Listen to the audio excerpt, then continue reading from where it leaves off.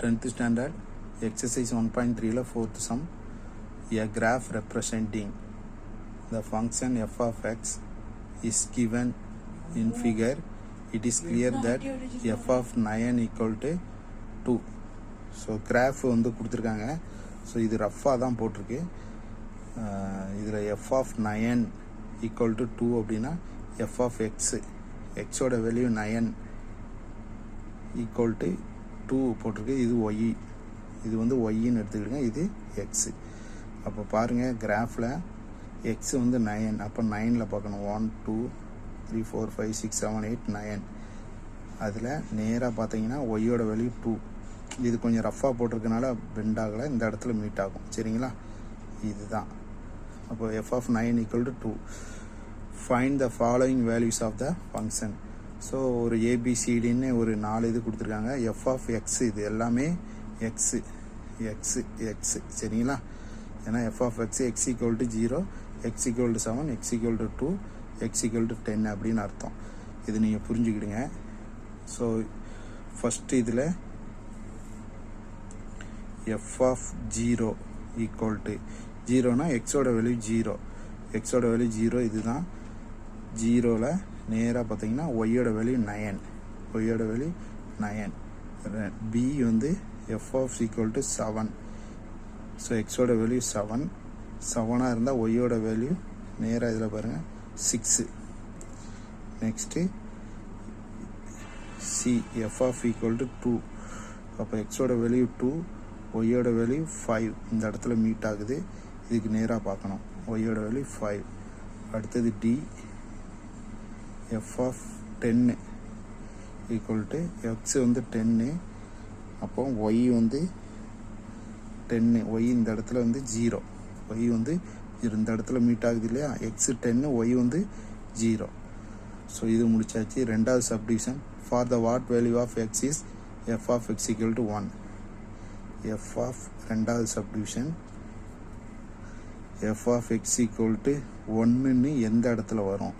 So நல்லா பார்த்தீங்கன்னா F of X equal to 1. So 9 10 இதுக்கு நடுவில் தான் இந்த இடத்துல வருது. ஸோ இதுதான் 1. சரிங்களா, அப்போ 9க்கு 10க்கு வர்றதுனால 9.5 வரும். சரிங்களா, எக்ஸு இது வந்து எக்ஸு ஈக்குவல் டு எக்ஸு.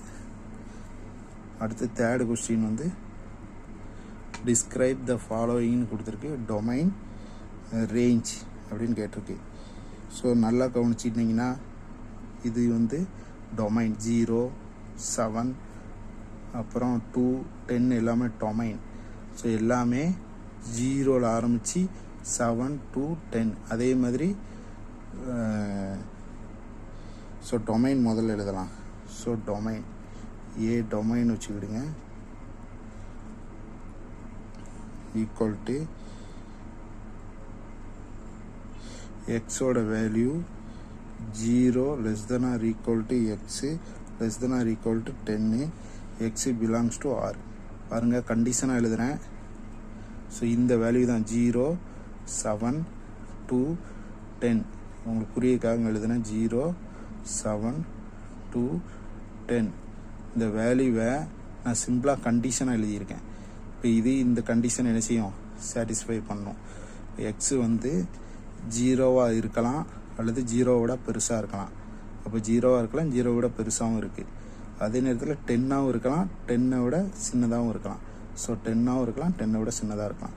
இப்படி இருக்கிற 4 நம்பரை தான் நான் என்ன செஞ்சுருக்கேன், கண்டிஷனாக போட்டிருக்கேன். இது வந்து ரியல் நம்பர்.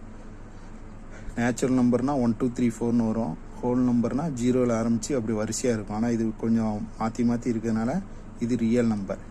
அதே நேரத்தில் பி ரேஞ்சு கேட்டிருக்கு. ரேஞ்சும் அதே தான். ரேஞ்சுங்கிறது இங்கே பாருங்கள் தனியாக எழுதி காட்டுறேன். 9 6 5 0. ஸோ இதுவுமே இதே கண்டிஷனில் என்ன செஞ்சுக்கலாம், எழுதிக்கலாம். X 0 less then R equal to x less then R equal to 10, x belongs to R. So இந்த இடத்துல தான் எல்லாருமே கொஞ்சம் கன்ஃபியூஸ் ஆகுவீங்க. இந்த 4 நம்பர் எழுதுறதுக்கு பதிலாக நான் கண்டிஷனாக எழுதியிருக்கேன். இதுவும் ஒன்று தான். நெக்ஸ்ட்டு ஃபோர்த்து ஸ்டேட்மெண்ட் என்ன கேட்டிருக்குன்னா, what is the image of 6 under F so image of 6 அப்போ என்ன அர்த்தம் எஃப் ஆஃப் 6 என்ன அர்த்தம் எஃப் ஆஃப் 6ங்க பார்த்தீங்கன்னா இந்த இடத்துல மீட் ஆகுது, இதுக்கு நேராக 5 ஈக்குவல் டு 5. ஸோ இதுதான் ஆன்சர்.